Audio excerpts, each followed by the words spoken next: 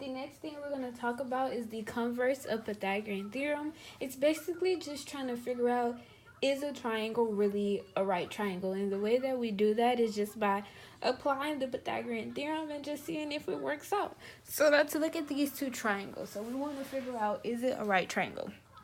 So same thing, start with your Pythagorean theorem formula. So a squared plus b squared equals c squared, all right? So we know the leg can be 3, leg 4, the hypotenuse is 5. So we want to figure out, does this work? Is it a right triangle? So 3 squared is 9 plus 16 equals 25. Is this correct? So 9 plus 16 is 25. 25 equals 25. So yes, kudos, this is a right triangle. So yes for this one, all right?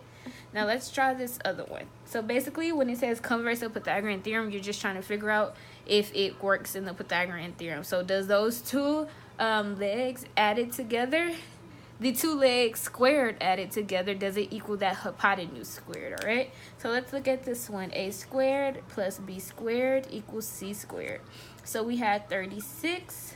So 6 squared gives us 36 plus 25, which is 5 squared, equals, what is 8 squared? 8 squared is 64.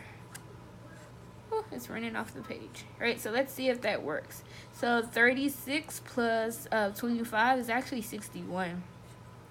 Does 61 equal 64?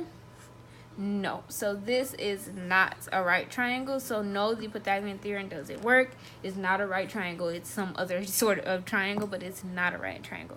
So that's one way you'll see it. They'll give you the triangles with all of the side lengths given to you, and you just solve it like that. Another way that you will see it is just by them having numbers just written out as lists, and you want to figure out if it is a right triangle or not.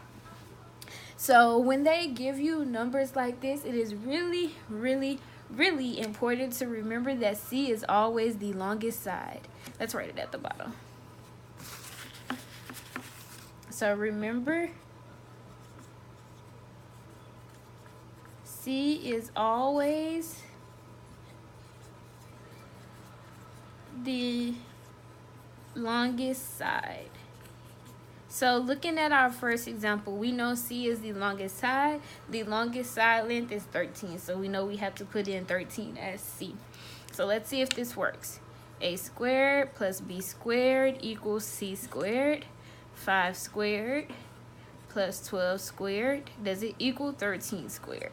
5 times 5 is 25. 12 times 12 is 144. 13 times 13 is 169, all right? So let's see if this works. 25 plus 144 is 169. Does 169 equal 169? Yes, so we know that this works under the Pythagorean theorem, so it is a right triangle. All right, now let's try this other one. So remember, C is always the longest side. In this example, the longest side is 12. So a squared plus b squared equals c squared. So we have 6 squared plus 9 squared equals 12 squared. Let's see if this works. 6 times 6 is 36 plus 9 times 9 is 81. Does that equal 144? All right, so 36 plus 81 is actually 117. Does that equal 144? No, so this does not work. It is not a right triangle. So this is how you solve for converse of the Pythagorean theorem. It's pretty straightforward. It's pretty simple as long as you remember that C is always the longest side. So if you are given the list, know that C is always the biggest number. Also, if they give you that triangle and they don't really tell you what the right angle is, or you can't really determine what the right angle is, so you can't figure out what the hypotenuse is, just know that it's always the bigger number, right?